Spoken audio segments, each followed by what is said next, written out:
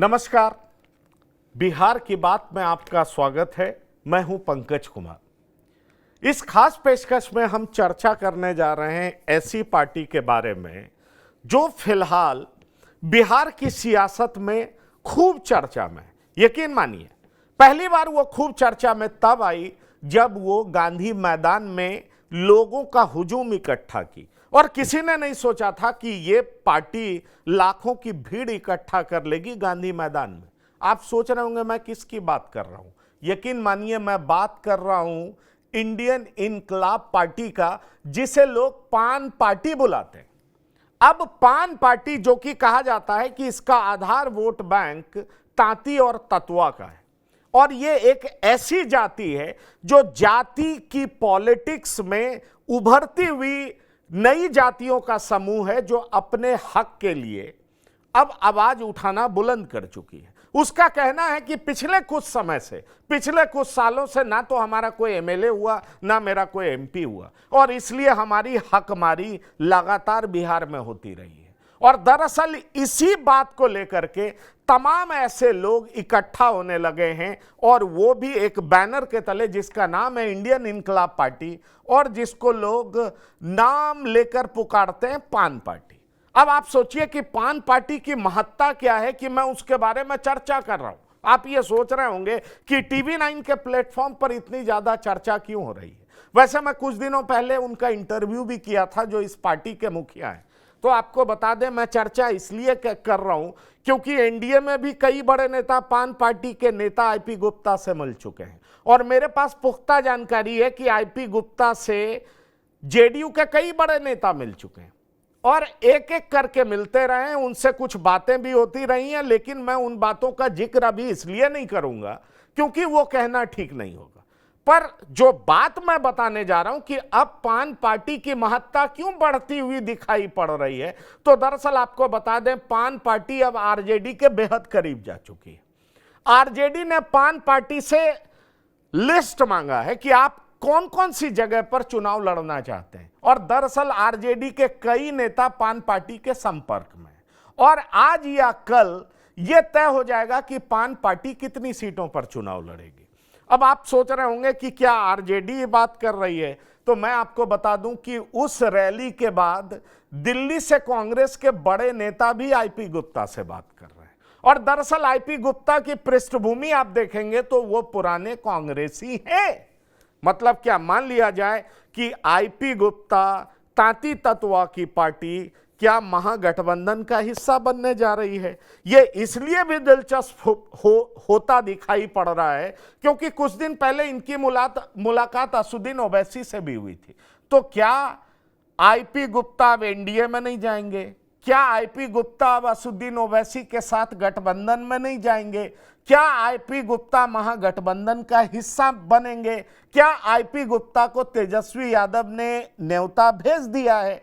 क्या आईपी गुप्ता को अपने गठबंधन में शामिल करने के लिए कांग्रेस ने सोच लिया है?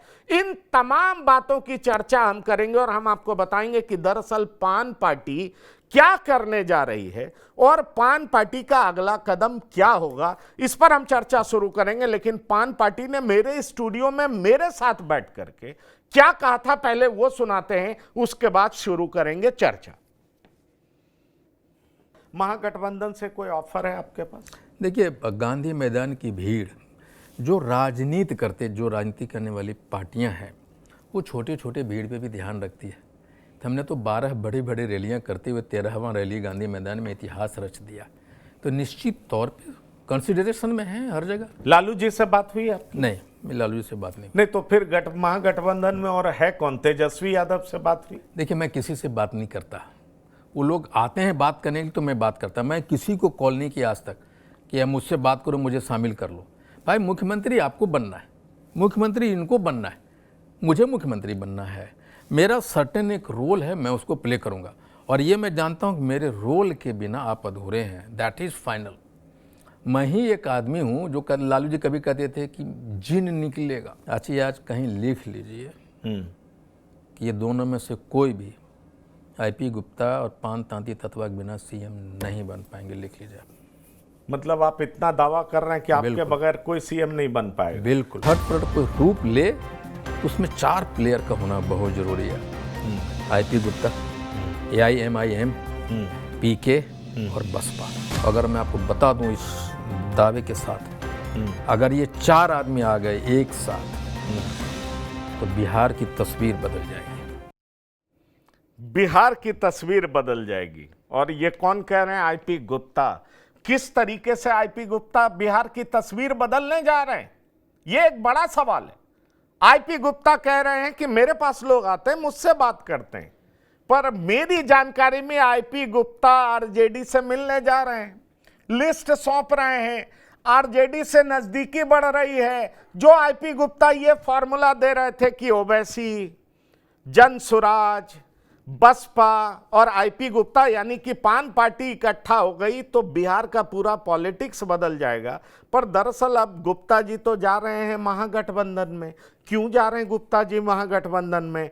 क्या एनडीए से बात पूरी नहीं हो पाई? बताएंगे आपको, बताएंगे एनडीए से क्या दिक्कत हुई, क्यों अब महागठबंधन के साथ जा रहे हैं, तेजस्वी को क्यों अब ये ताकतवर दिखने लगे हैं। और कांग्रेस पहले ही इनको ताकतवर मान चुकी थी। दिल्ली से बड़े नेता ने फोन किया था आईपी गुप्ता को, वो भी हम आपको बताएंगे।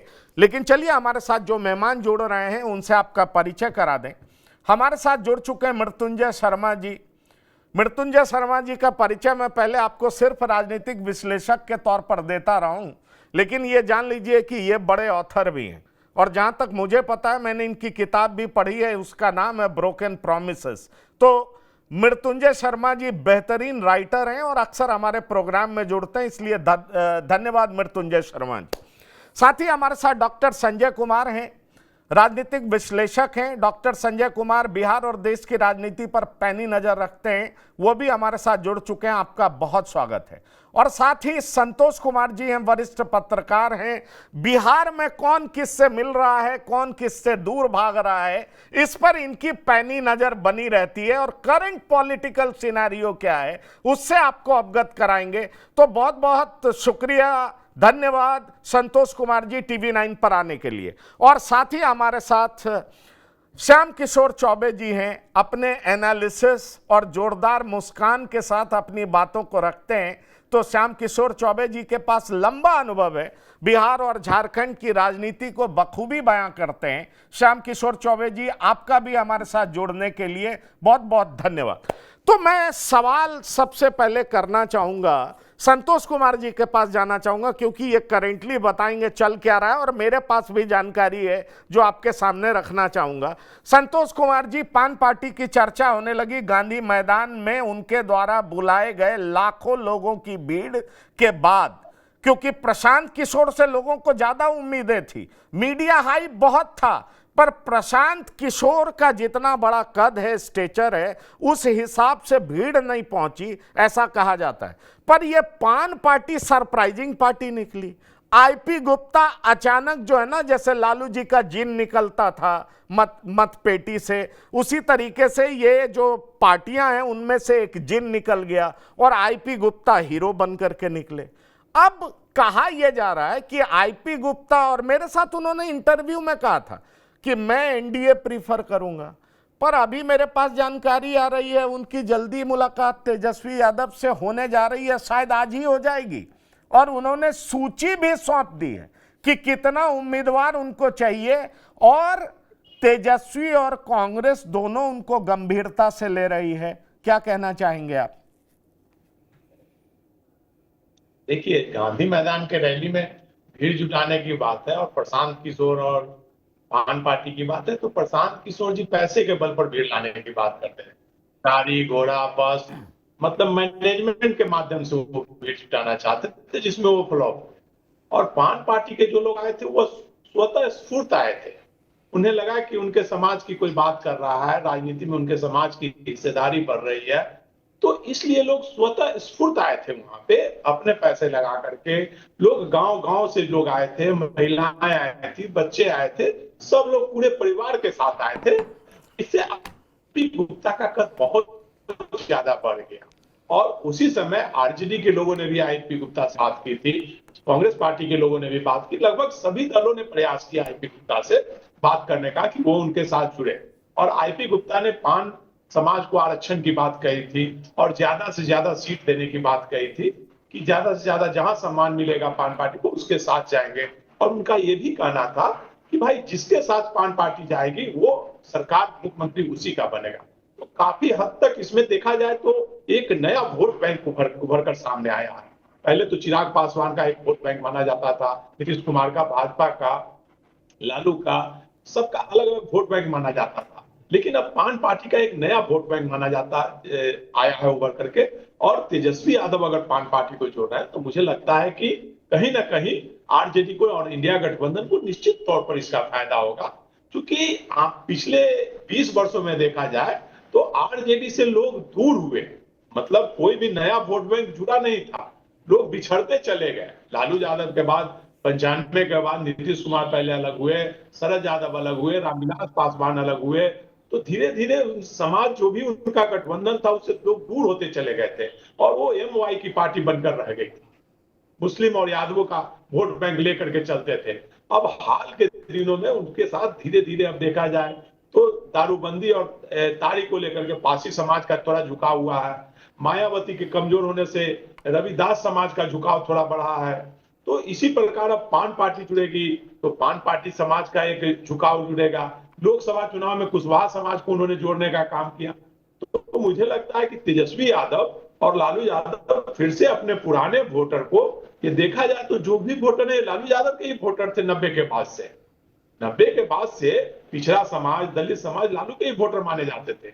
लेकिन जो बिहार की बदनामी हुई, बिहार में जो मतलब लालू परिवार के कारण जो बदनामी हुई, जो जंगल राज की उपाधि दी गई, मतलब एक हत्याओं का दौर शुरू हुआ, जो बदनामी बिहार की हुई, उसमें धीरे धीरे और जो खासकर जैसे कहा जाए तो यादव समाज के लोग भी मतलब दलितों और पिछड़ों पर जो अत्याचार किए, जिसके कारण समाज से दूरी हुई थी लोगों का, जो पिछला समाज दूर होता चला गया था। फिर से एक बार तेजस्वी यादव सबको जोड़ने का प्रयास कर रहे हैं। वो सारी बातें ठीक है। दरअसल वो जो आप कह रहे हैं वो बात ठीक है, लेकिन एक बात ये भी सच है ना कि नीतीश उभरते हैं तो बैकवर्ड और ईबीसी में भी एंटी लालू जातियों का एक बड़ा कुनबा तैयार होता है, जो कि यादव समाज के डोमिनेंस को पसंद नहीं करता। उसको ऐसा लगता है कि लालू आते हैं तो हमें दिक्कत होती है।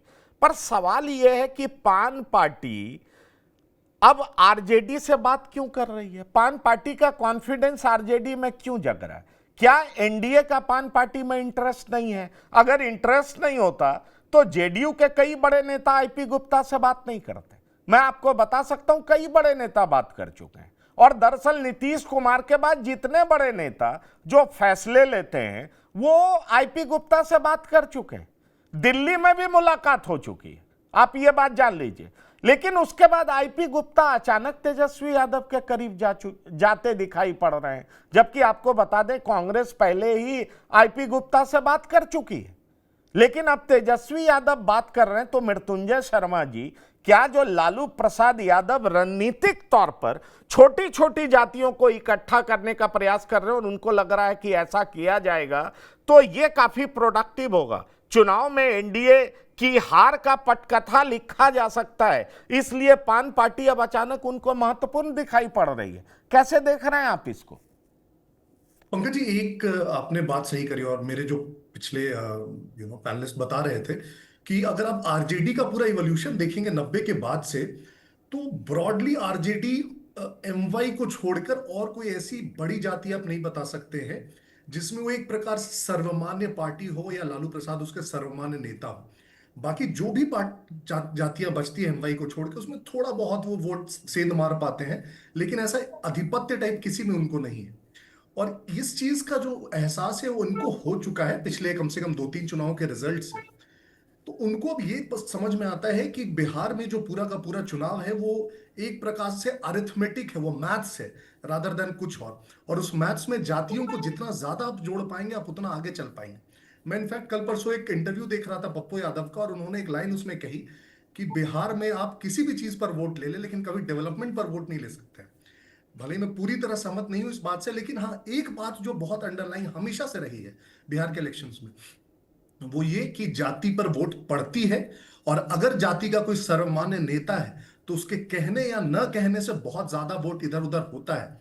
अभी तक जो पान जाति की बात समझ में आ रही है, खासकर गांधी मैदान के रैली के बाद से, कि आईपी गुप्ता उसको लीड कर रहे हैं ब्रॉडली, उसमें बहुत ज्यादा मतभेद नहीं दिख रहा है। और उस समाज का वोट आईपी गुप्ता के कहने से इधर उधर थोड़ा बहुत शिफ्ट होगा, ये सभी पार्टियों को साफ साफ दिख रही है। अब दूसरी तरफ ये भी दिख रहा है, खास करके राजद को, कि जो ईबीसी का वोट ब्लॉक है वो हमेशा से एक प्रकार से नीतीश जी के साथ रहता है। जो आप बात कर रहे थे एंटी यादव जो वोट है, नॉन यादव ओबीसी और ईबीसी जो वोट है, जो उनको वोट नहीं देना चाहते, वो हमेशा से नीतीश जी के साथ रहता है। तो ये जो वोट बैंक है, ये खुद के बल पर, चाहे राजद हो चाहे कांग्रेस, नहीं ला पाएगी। उसको अपने साथ वो तभी ला पाएंगे जब उससे एसोसिएटेड किसी पार्टी को ला पाए, किसी बड़े नेता को ला पाए।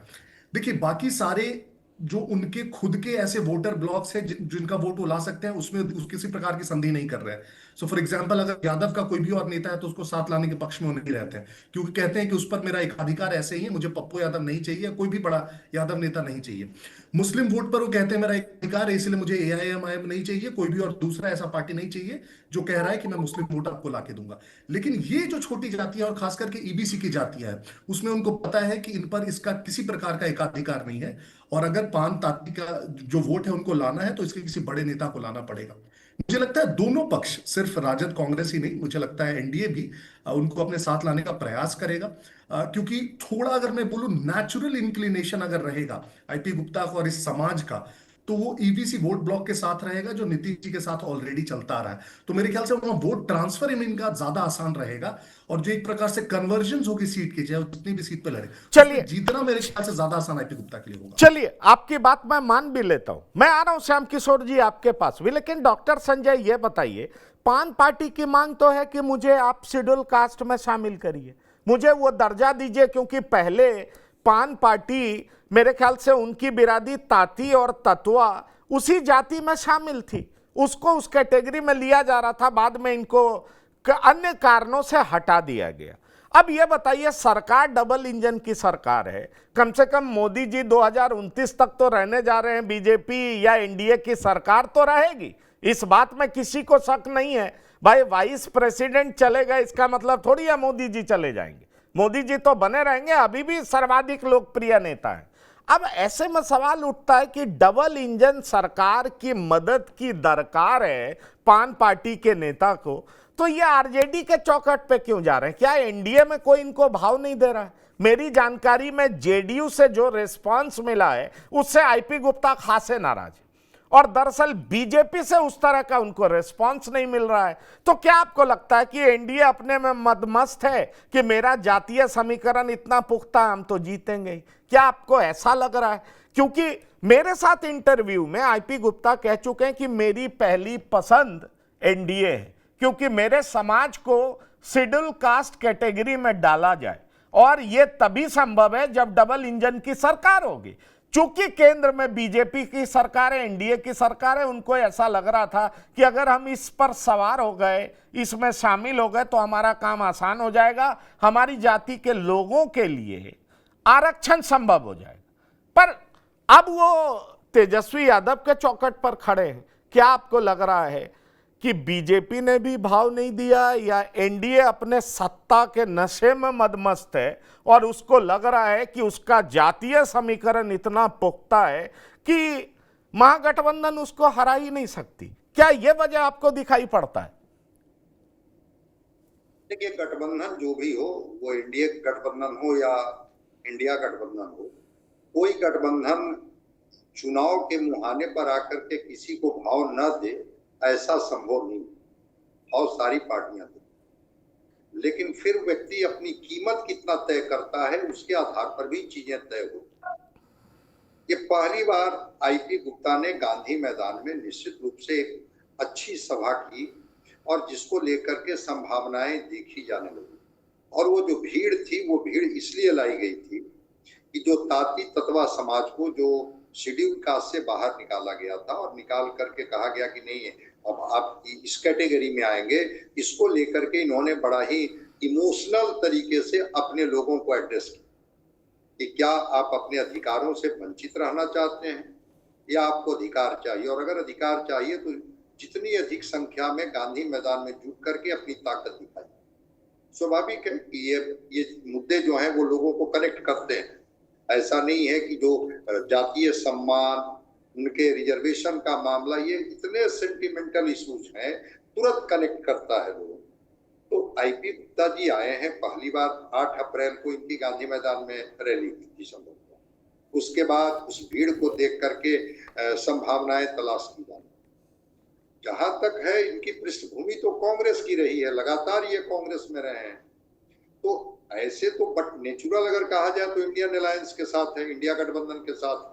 अब वो जो भीड़ आई थी गांधी मैदान में, क्या वो भीड़ बिल्कुल आईपी गुप्ता के ही कहने पर, आईपी गुप्ता जिस गठबंधन में होंगे वो भीड़ भी उनके साथ खड़ी हो जाएगी, या वो भीड़ ठीक है एक उनके रिजर्वेशन के इश्यूज को लेकर के कनेक्ट करके बुलाया गया था, इसलिए भीड़ तो जरूर आई थी अपने अधिकारों की बात करने, लेकिन जब वोट की बात होगी तो फिर वो तय करेंगे कि हमें इंडिया के साथ रहना है कि एनडीए गठबंधन के साथ रहना।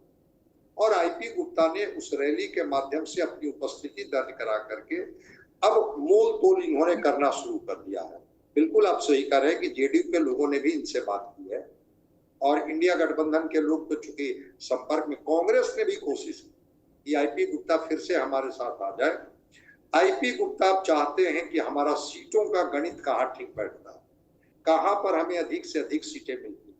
वो जो थर्ड फ्रंट की कभी बात कर रहे हैं, कभी तेजस्वी जी के साथ जाने की बात जो आप कह रहे हैं कि कयासों में आ रही है, इस सीट तक का भी हो गया है कि चिन्हित करके आप सीट बताइए। तो ईबीसी वोटर बिहार में जो 36% है, जो सोशियो इकोनॉमिक सर्वे में जो अभी आया 22 के बाद, वो EBC voter naturally Nitish Kumar के साथ खड़ी रहती है। अब देखते हैं कि क्या ताती तत्वा समाज रिजर्वेशन के इश्यूज पर टूट जाएगा, क्योंकि वहां एक लोग नहीं है। ये मुकेश सहनी जी का भी यही मांग है कि भाई हमें भी शेड्यूल कास्ट में शामिल किया जाए, और इनके भी जो इन्हीं की जो भीड़ है जिसको इन्होंने समझाया है, क्योंकि ये बतौर इनकी पृष्ठभूमि इंजीनियरिंग कॉलेज के ये पढ़े हुए विद्यार्थी रहे हैं, इंजीनियर की पृष्ठभूमि रही है, तो इंटेलेक्ट तो है ही ना। तो शेड्यूल कास्ट में शामिल होने के बाद इस समाज को कौन कौन से लाभ मिलेंगे, कौन कौन से अधिकार मिलेंगे, ये समझाने में आईपी गुप्ता जरूर कामयाब हो गए, और तभी वो भीड़ आपको गांधी मैदान में दिखी, जिस भीड़ के बाद आईपी गुप्ता की चर्चा नहीं, चलिए डॉक्टर संजय आप कह रहे हैं वो भीड़ दिखी, और अक्सर नेता यही तो करते हैं कि अपने इंटरेस्ट को लोगों के इंटरेस्ट के साथ जोड़ देते हैं। जितनी सफलता से जोड़ते हैं वो उतने ही सफल नेता होते हैं। वो कहते हैं मैं तुम्हारे लिए लड़ रहा हूं, पर लड़ तो अपने लिए रहते हैं। ये सब नेताओं की यही पहचान है। पर सवाल ये है, जब मैं उनसे बात कर रहा था तो उन्होंने कहा मेरी सबसे ज्यादा नाराजगी कांग्रेस से है, और दरअसल उनकी नाराजगी की वजह भी थी। उनकी नाराजगी की वजह यह थी कि उनका समाज कभी शेड्यूल कास्ट में काउंट होता था, लेकिन बाद में यह स्टेटस छीन लिया गया। इसके लिए वो जिम्मेदार कांग्रेस को मानते हैं। फिर अब आरजेडी और कांग्रेस के साथ जाने के लिए तैयार हैं श्याम किशोर चौबे जी, क्योंकि मेरी जानकारी में जेडीयू या बीजेपी या एनडीए कह लीजिए, उनको 1 या 2 सीट भी ऑफर नहीं कर पा रही है, या सिर्फ उनको बातों में उलझा रही है, कोई कंक्रीट बात कर नहीं रही है। और आईपी गुप्ता को ऐसा लगता है, उनकी पार्टी को ऐसा लगता है, जो मेरे सूत्र कहते हैं कि उनकी पार्टी को ऐसा लग रहा है कि कहीं एनडीए मेरे साथ खेल तो नहीं कर रही है, और अगर हम मौका चूक जाएंगे तो ये सारे वोटर्स कभी नीतीश कुमार के वोटर्स रहे, ये ताती और तत्वा नीतीश के वोटर्स रहे, जिसको कंसोलिडेट आईपी गुप्ता ने किया। आईपी गुप्ता को लगता है कि अगर इधर से बात भी नहीं हुई और महागठबंधन से हमने बात नहीं की तो हमारे हाथ से तो बाजी ही फिसल जाएगी। इसलिए वो आरजेडी के चौखट पर खड़े दिखाई पड़ रहे हैं। क्या दिख रहा है आपको? देखिए, जब चुनाव आता है तो जो छोटे छोटे दल हैं, जो जातीय आधार पे चुनाव लड़ते हैं या जातीय आधार पे जिनका संगठन होता है, और उसी आधार पे वे भीड़ दिखाते हैं, अपनी ताकत दिखाते हैं, वे अधिक से अधिक सीटें पाना चाहते हैं। वो ये जानते हुए भी कि वो इतनी सीटें नहीं निकाल सकते हैं, जीत नहीं सकते हैं, लेकिन लोगों के बीच एक संदेश देने के लिए कि बड़े लीडर हैं, हमने इतनी सीटें ले ली, और इसीलिए वो अपना भाव बढ़ाते हैं। तो इसके लिए वो जो दो या तीन अलग अलग स्टेट्स में, कहीं 2 कहीं 3 जो बड़े संगठन होते हैं या जो बड़े गठबंधन होते हैं, उनसे वो सीधे सीधे कहिए बार्गेनिंग करते हैं। इस बार्गेनिंग में आईपी गुप्ता कितने सफल होते हैं, इसलिए कि इनके पास अभी तक का तो कोई वैसा इतिहास नहीं है कि ये चुनाव में क्या परफॉर्म कर चुके हैं। कोई पास्ट परफॉर्मेंस इनके पास है नहीं, नया नया है। तो इस नए नए में मैक्सिमम जितना ले लेंगे जहां, वहां इनको वही ठिकाना नजर आएगा। अब जहां तक एनडीए के पास है, तो एनडीए के पास मेरी समझ से अपने आप बहुत भीड़ हो चुकी है, नेशनल लेवल पे भी और बिहार लेवल पे भी उनके पास दलों का कहिए समुंदर इकट्ठा हो चुका है। अब वे और जोड़ के इनको आखिर कितना देंगे, सवाल है। वहां पे मुख्य चीजें 2 हैं। आप ये मान के चलिए कि जैसे जो इंडिया ब्लॉक है, इंडिया ब्लॉक में ये तय बात है कि आरजेडी ही लीड करेगा। अगर सरकार बनती है तो तेजस्वी ही मुख्यमंत्री बनेंगे। लेकिन एनडीए में मेरी समझ से एक फ्रैक्शन है, थोड़ा थोड़ा फ्रैक्शन नॉट फ्रिक्शन है। बीजेपी चाहती है कि वो महाराष्ट्र की कहानी दोहरावे वहां और सत्ता में आ जाए। जेडीयू चाहता है कि वो भले ही कम सीटें लावे लेकिन उसकी सुपरमेसी बनी रहे। तो ऐसी स्थिति में वो कितनी सीटें देंगे आपस में से, तो वहां ज्यादा स्कोप नहीं है।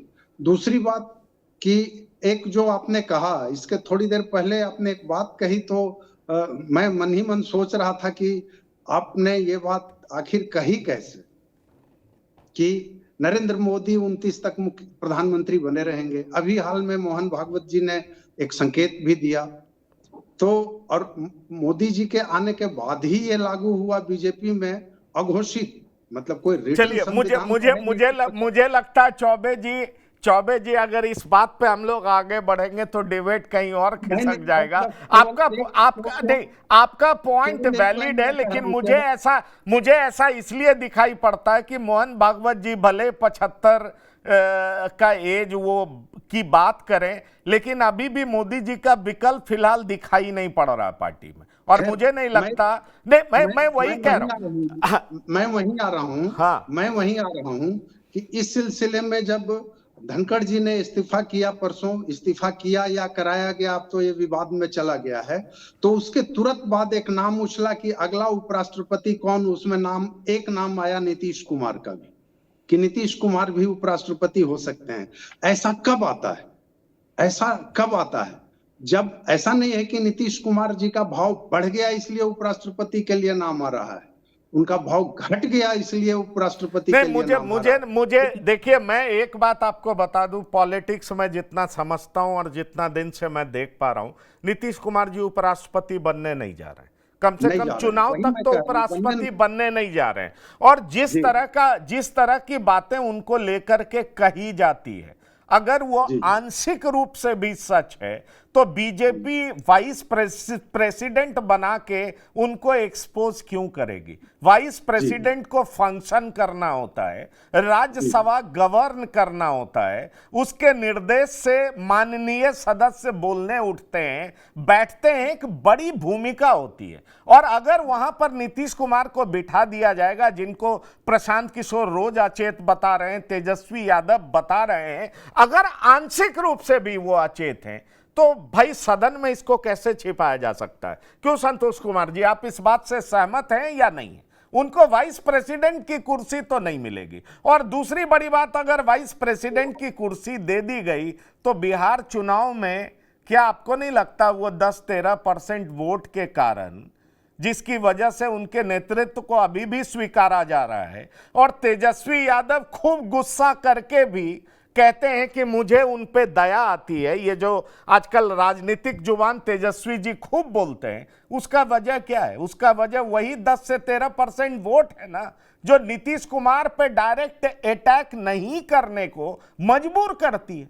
और ये मजबूरी बीजेपी की भी है, ये मजबूरी तेजस्वी यादव की भी है। संतोष जी, निश्चित तौर पर चुनाव तक मुझे नहीं लगता है कि नीतीश जी को उपराष्ट्रपति का कोई पद दिया जाएगा। और नीतीश जी के स्वास्थ्य की जो स्थिति है, मुझे नहीं लगता है कि भाजपा ऐसा कोई कदम उठाने जा रही है, क्योंकि बनाएंगे, उपराष्ट्रपति बनाएगी, जब बिहार में ही उनकी बदनामी हो रही है।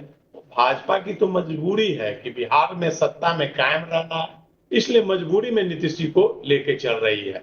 2020 में भी नीतीश जी को हटाने का प्रयास भाजपा ने किया था अप्रत्यक्ष रूप से चिराग पासवान के माध्यम से, लेकिन सफलता नहीं मिली। अभी भी भाजपा प्रयास कर रही है, लेकिन नीतीश कुमार के साथ जो 15% का वोट है लगभग, वो नीतीश जी जहां रहेंगे वहां वो वोट जाएगा। लालू राज को लोग जंगल राज कहते हैं कि लालू राज के को लोग पिछड़ा समाज वोट नहीं देगा, अति पिछड़ा वोट नहीं देगा, लेकिन नीतीश कुमार जैसे ही लालू प्रसाद के साथ हुए, सभी अति पिछड़ा और पिछड़ा समाज, महिलाएं, सबने लालू प्रसाद को वोट दिया। 2015 का चुनाव उदाहरण है, 15 में सभी लोगों ने वोट दिया। तो इसीलिए नीतीश जी की उपराष्ट्रपति बनने की बात एक अफवाह हो सकती है, एक माहौल बनाने का प्रयास किया जा सकता है नीतीश जी को, लेकिन मुझे नहीं लगता है कि अभी नीतीश जी को भाजपा बिहार चुनाव से पहले यहां से हटाएगी, क्योंकि नीतीश जी जहां रहेंगे वहीं वोट होगा, वोट जाएगा। और जहां तक तेजस्वी यादव की बात है, तो तेजस्वी यादव तो देख रहे हैं कि भाई जितना ज्यादा से ज्यादा लोगों को जोड़े, और नीतीश कुमार पर वो इसलिए कर रहे हैं कटाक्ष, भाई नीतीश कुमार के पास वोट बैंक है, महिलाओं का जिन लड़कियों को साइकिल दिया गया, पोशाक दिया गया, वो वोटर हो गई हैं और वो वोट दे रही है नीतीश कुमार को। अति पिछड़ा समाज का वोट बैंक मिल रहा है, तो उन्हीं वोटरों में से तेजस्वी यादव वोटरों को तोड़ने का प्रयास कर रहे हैं, जो उनके वोटर थे। कहा जाता है कि भाई 90 के बाद अपर कास्ट छोड़कर कि ज्यादातर वोटर जो पिछड़ा दलित माना जाता था कि लालू प्रसाद के वोटर हैं, जिनको जिन कहा जाता था, वो जिन धीरे धीरे लालू प्रसाद से निकल गया था, और फिर उसी जिन को वापस लाने की कवायद की जा रही है, चाहे कुशवाहा समाज के रूप में हो, ताती तत्वा समाज के रूप में हो, पान समाज के रूप में हो, और चिराग पासवान को भी लाने का प्रयास तेजस्वी यादव कर रहे हैं। लेकिन चिराग पासवान केंद्र में मंत्री हैं, वो तो चाहते हैं कि चिराग भी आ जाए। नहीं, वो चाहते हैं चिराग भी आ जाए, लगता है फ्रीज हो गया। पर मृत्युंजय जी ये बताइए, मेरी जानकारी में आईपी गुप्ता 10 सीट से कम पे मानने वाले नहीं है। पान पार्टी को 10 सीट चाहिए। पान पार्टी को ऐसा लगता है कि उसकी भारी मौजूदगी है दरभंगा में, उसकी भारी मौजूदगी है सहरसा में, वो 1 सीट पर लड़ेगी, 2 सीट पर लड़ेगी, बाकी अन्य सीटों पर डैमेज कर देगी, जिसके विरोध में वो चुनाव लड़ेगी। और इसलिए पान पार्टी बहुत कॉन्फिडेंट है। पान पार्टी की ये भी शिकायत है कि उसको दिखाया गया है 23 लाख के करीब, जबकि उसकी आबादी 80 लाख से ज्यादा है। इनफैक्ट वो अपनी आबादी 1 करोड़ बताते हैं और वोटर्स की संख्या कहीं ज्यादा बताते हैं। बड़ा सवाल यह है कि पॉलिटिकली उनको अंडर द कारपेट एक्नॉलेज तो किया जा रहा है, लेकिन खुल करके अभी एक्नॉलेज कोई नहीं कर रहा। मतलब पान पार्टी का बाजार इसीलिए गर्म नहीं हो रहा।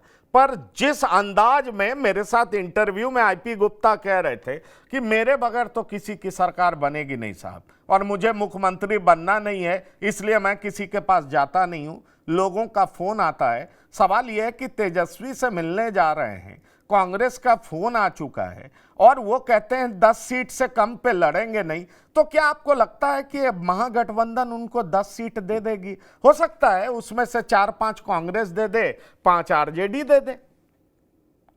पंकज जी, मुझे लगता है कुछ और साथी पैनलिस्ट ये बात बोल रहे थे कि अभी भी देखिए भीड़ वो गांधी मैदान में लेके आए थे, एक ब्रॉड पहला ये दिख रहा है कि हाँ समाज पे उनकी थोड़ी पकड़ है, भीड़ ला पा रहे हैं, लेकिन इलेक्टोरली उन्होंने अभी तक अपने आप को प्रूव नहीं किया है। और जब तक इलेक्टोरली वो कम से कम एक बार अपने आप को प्रूव नहीं करेंगे, चाहे वो अकेले लड़के कितनी सीटों पर नुकसान पहुंचा पाते हैं, वो इम्पैक्ट भी अभी तक वो किसी पार्टी या गठबंधन को नहीं दिखा पाए। तो जब तक वो नहीं होगा तब तक सीट्स के मामले में ये जो भी गठबंधन है उनको बहुत ज्यादा सीट्स देने से रही। खास करके देखिए, कभी भी सीट्स दिए जाते हैं तो देखा जाता है किसके कंपैरिजन में सीट दे रहे हैं। तो मांझी जी की पार्टी के कंपैरिजन में कितनी सीट दे रहे हैं, कुशवाहा जी की पार्टी के कंपैरिजन में कितनी सीट दे रहे हैं, वीआईपी के कंपैरिजन में कितनी सीट दे रहे हैं, लेफ्ट के कंपैरिजन में कितनी सीट दे रहे हैं। इन किसी भी पार्टी से कोई भी गठबंधन जाता सीट आईपी गुप्ता को नहीं देने जा रही है। और इसमें से काफी सारी पार्टियां, चाहे कुशवाहा जी की पार्टी हो, हम हो, ये खुद सिंगल सीट्स पे लड़ने जा रहे हैं 5-7 सीटों पे। तो आईपी गुप्ता एक जो प्रैक्टिकल वे में अगर आप देखेंगे जो सीटों की उनको कि दोनों तरफ से जो सीटें उनको मिल सकती है, मेरे ख्याल से असेसमेंट में अंडर 5 ही रहने वाली है, उससे ज्यादा तो उनको सीटें नहीं मिलने वाली है, वो कितना भी हाथ पांव मार ले। उनके पास बस एक ही ऑप्शन है कि इस बार वो जो भी उनको सीटें मिले उस पर लड़के अपने 2-3-4 कैंडिडेट्स वो जितवा ले और वो विधानसभा में अपना प्रतिनिधित्व करे समाज का, अपनी पार्टी का। अन्यथा अगर वो थोड़े ज्यादा एम्बिशियस है तो फिर मल्टीपल सीटों पे अपने कैंडिडेट्स को उतार सकते हैं, इस बार नुकसान पहुंचा सकते हैं इन सीटों पे, और अगली बार के चुनाव में फिर कह सकते हैं जैसे पिछली बार लोजपा ने किया था कि हाँ देखिए पिछली बार हमने 30 सीटों पर आपका आपका काम बिगाड़ दिया, 30 सीटों पर हमारा इम्पैक्ट था और इसलिए इतने इतने नंबर ऑफ सीटें तो हमें महागठबंधन में या एनडीए के साइड से चाहिए इन अपकमिंग इलेक्शंस में।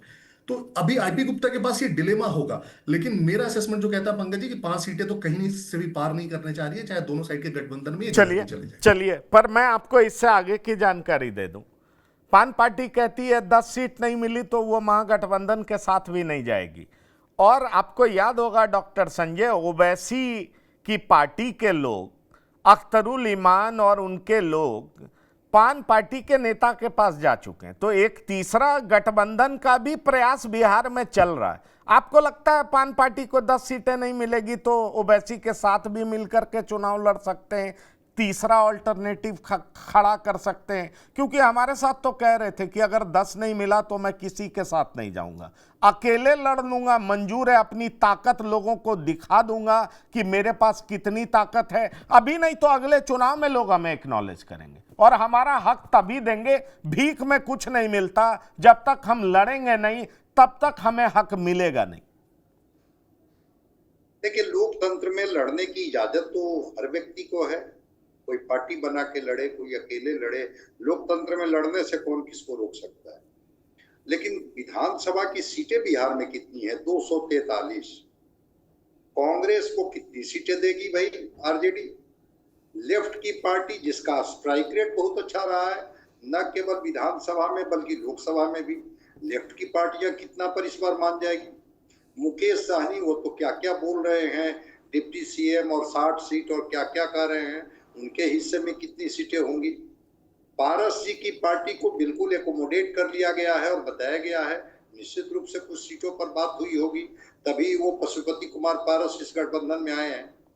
अब इन सारे लोगों के बांटने के बाद अब कितनी सीटें आरजेडी के पास बच जाती है, आप और हम इसको समझ सकते हैं। वैसी स्थिति में कौन सी सीट 10 ऐसी होगी जो पान पार्टी को दे देंगे तेजस्वी जी? मुझे नहीं लगता है। और ठीक है, अकेले लड़े, वो थर्ड फ्रंट बना करके जो ओवैसी जी के साथ लड़े, लड़ने से कौन किसी को, मल्टी पार्टी सिस्टम है यहाँ, डेमोक्रेसी में सबको इजाजत है। लेकिन हाँ, जातीय समीकरण के आधार पर, जातीय गोलबंदी के आधार पर जो पार्टियां बनती है वो बहुत लंबे दिनों तक नहीं चलती है। मैं आपको बता रहा हूँ, क्योंकि उसी जातीय कुनबे से अलग अलग पार्टियां अपने अपने नेताओं को भी इंडोर्स करती है, बताती है कि जाइए, आप जब उस समाज के हैं, आपको हमारी पार्टी टिकट दे रही है तो आप अपने समाज की ताकत तो दिखाइए। वैसी स्थिति में जातियां फिर डाइल्यूट हो जाती हैं और फिर वो जो हर नेता अपने तरीके से जब बंटवारा करने लगते हैं तो फिर एक होता है कि हाँ चलिए, इनके हिस्से में भी, इनके हिस्से में भी, इनके हिस्से में भी। आईपी गुप्ता को भी लग रहा होगा, बिल्कुल कोर्ट ने जब हटाया, जब तक कोर्ट के निर्देश से हटाया गया, ताती तत्वा समाज को शेड्यूल कास्ट से वो आ गए फिर ईबीसी में, तो एक इन्होंने सेंटिमेंटल कार्ड खेला लोगों के बीच में कि आप शेड्यूल कास्ट में आप कहाँ बेनिफिटेड थे, अब कहाँ लौट आए, अगर लड़ाई आप नहीं लड़िएगा तो फिर कैसे आप ये कीजिएगा। मैं इसीलिए बार बार कह रहा हूँ कि उसमें इनका इंटरेस्ट है, लेकिन हर पार्टी की नजर है। ऐसा थोड़े है कि ताती तत्वा समाज के लोग और दूसरी पार्टी में उसके नेता नहीं है, बीजेपी में नहीं है, जेडीयू में नहीं है, आरजेडी में नहीं है, कांग्रेस में नहीं है। लीडरशिप तो खड़ा होते रहता है। आईपी गुप्ता अगर पहली लाइन में थे तो दूसरा, तीसरा, चौथे लाइन में भी उनके समाज के लोग अलग अलग पार्टियों में हैं।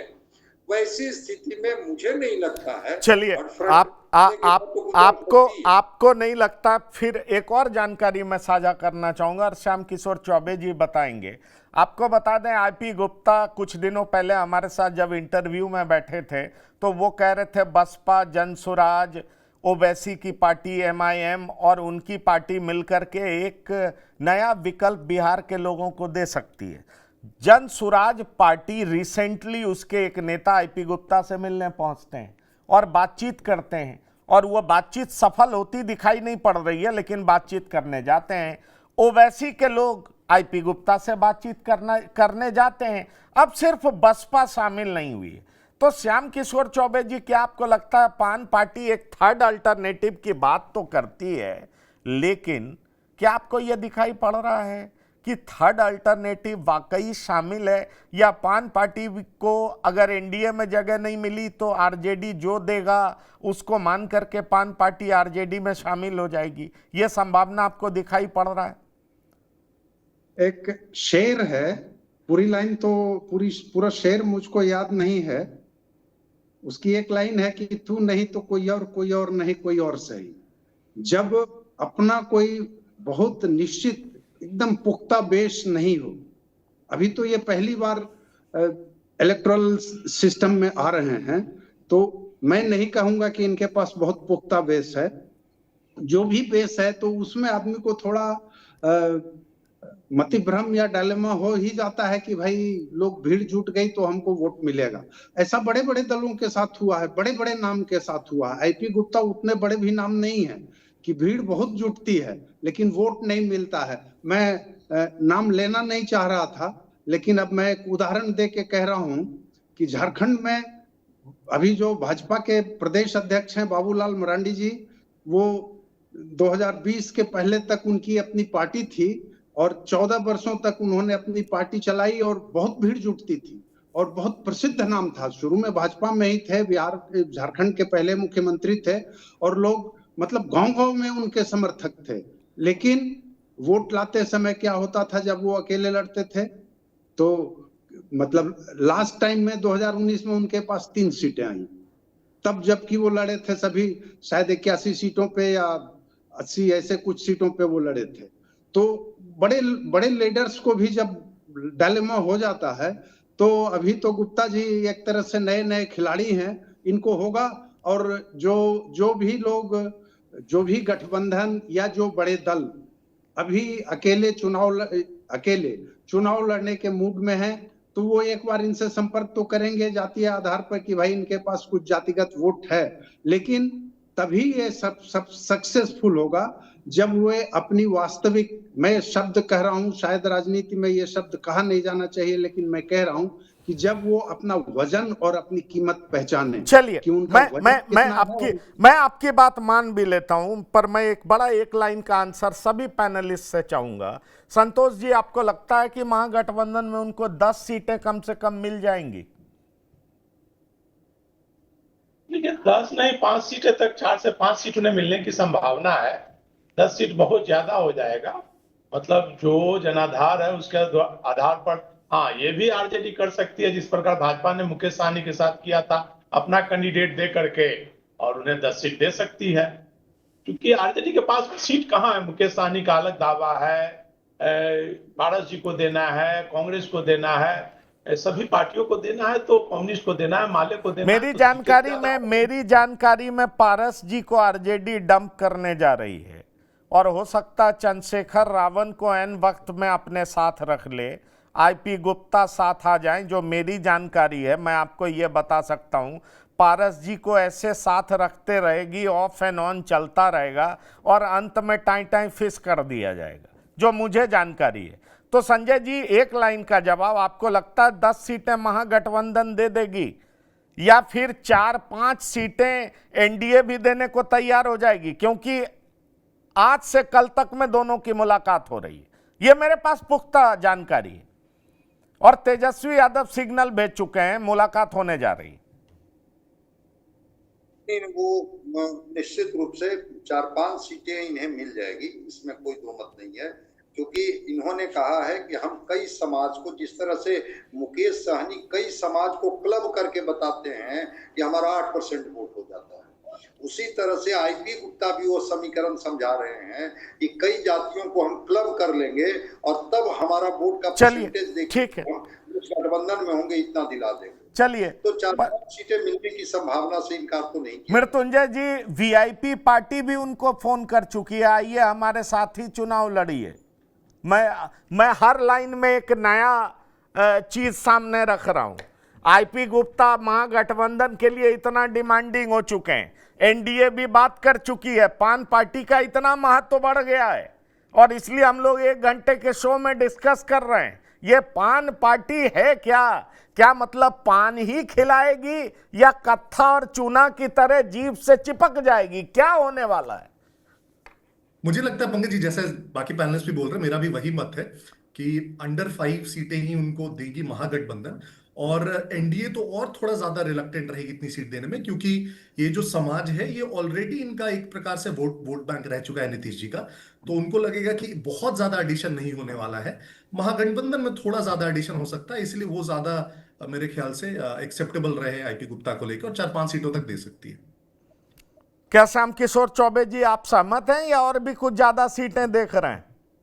नहीं नहीं, मुझको नहीं लगता है कि कोई इनको ज्यादा सीट देने जा रहा है। कोई भी नहीं देगा, दोनों पक्ष में से कोई नहीं देगा।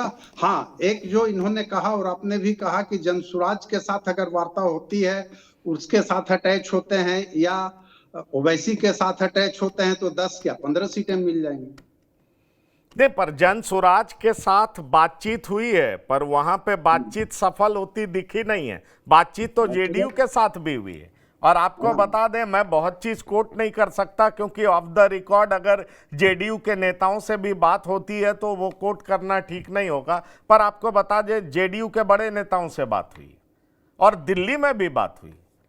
ऐसे में सवाल उठता है कि आईपी गुप्ता को चाहिए क्या? उनसे मैंने बात की, स्टूडियो में इंटरव्यू किया, इंटरव्यू का क्लिप दिखा रहा था। उनका कहना था 10 से कम मिला, इनफैक्ट 12 से कम मिला तो मैं अकेले लड़ जाऊंगा और लोगों को बता दूंगा मेरी ताकत क्या है। पर पॉलिटिक्स में लोग ऐसा बोलते हैं। चुनाव आते आते क्या करेंगे वो हम लोग भी देखेंगे। हमें इंतजार रहेगा कि आईपी गुप्ता करते क्या हैं। सवाल यह है कि आईपी गुप्ता की पान पार्टी कि पान का रंग कितना गाढ़ा है, ये इस चुनाव में ही पता चल पाएगा कि लोग उनको चबा के निगल जाएंगे या जो उनको चबाएंगे उनका जीभ मुंह सब लाल हो जाएगा। क्या होगा पान पार्टी का, ये तो चुनाव परिणाम के बाद पता चलेगा। लेकिन इतना सच है कि पान पार्टी की चर्चा सियासी गलियारों में बहुत है और लोग उन्हें बात करने के लिए बुला रहे हैं। इस खास पेशकश में श्याम किशोर चौबे जी, मृत्युंजय शर्मा जी, डॉक्टर संजय कुमार और संतोष कुमार शिरकत करने के लिए बहुत बहुत धन्यवाद और शुक्रिया। तो बिहार की बात में इतना ही। ताजा तरीन खबरों के लिए आप लगातार देखते रहिए TV9। धन्यवाद, नमस्कार।